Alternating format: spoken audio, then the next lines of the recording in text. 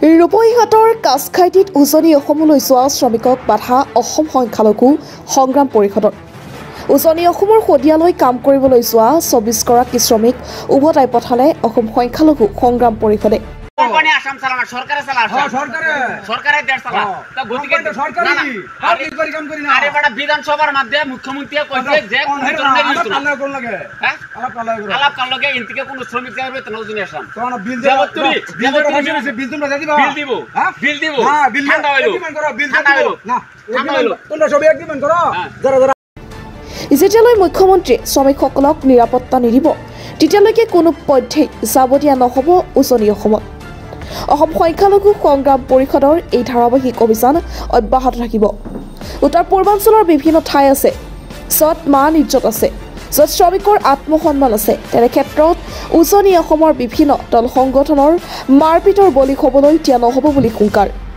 অসম চৰকাৰ তথা উজনি অসমৰ ৩০টা দল সংগঠনে যেতিয়ালৈকে নিৰাপত্তা সুৰক্ষিত কৰিব বুলি নক'ব তেতিয়ালৈকে শ্ৰমিকসকলক উজনি অসমত যোৱাৰ বাধা আৰোপ কৰি যাব অসম সংখ্যালঘু সংগ্ৰাম পৰিষদে।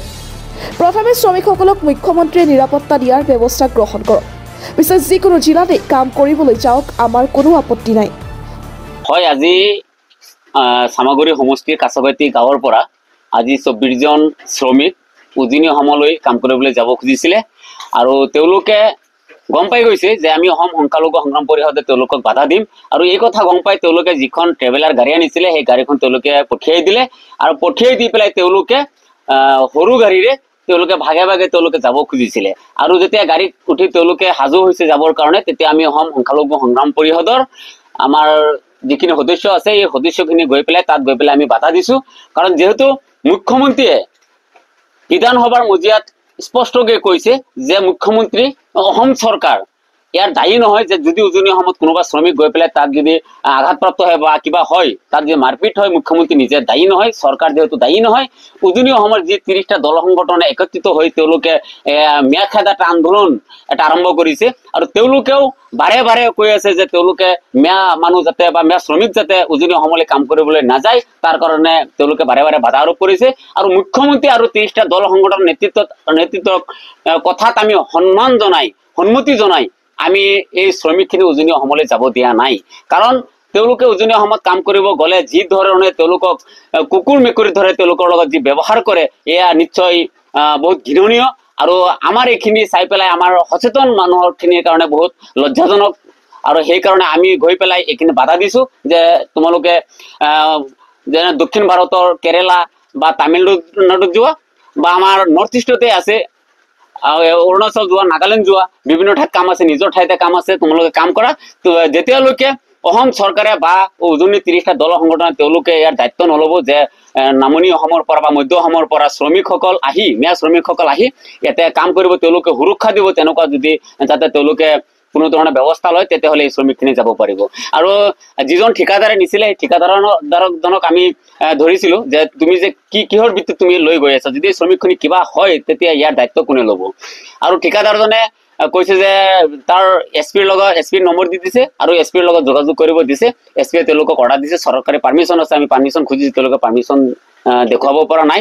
আৰু তেওঁ ফোন লগাই দিছিলে পুলিচক। পিছত চাইছো যে তাৰ লোকেল থানাৰ অচি আৰু অচিক আমি সুধিছো যে আপুনি ইয়াৰ ৰিক্স হ'ব নেকি তাত কিবা এটা হ'লে।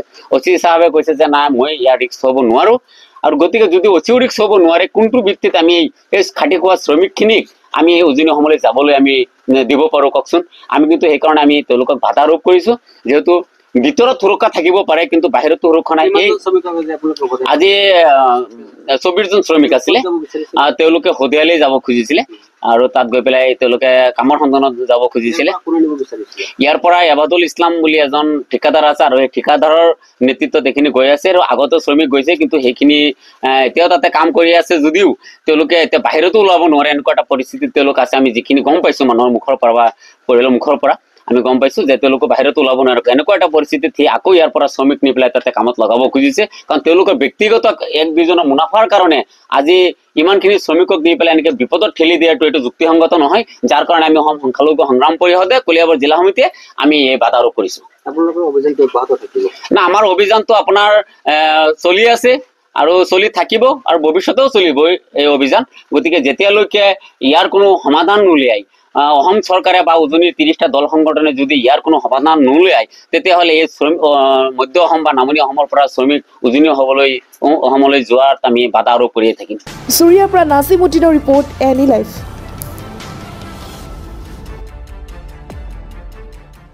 খবৰ মানে এনি লাইভ 24/7 আৰু এনি লাইভ ডিজিটেল যিকোনো খবৰৰ বাবে যোগাযোগ কৰক 9387734920 আমাৰ এই নম্বৰত।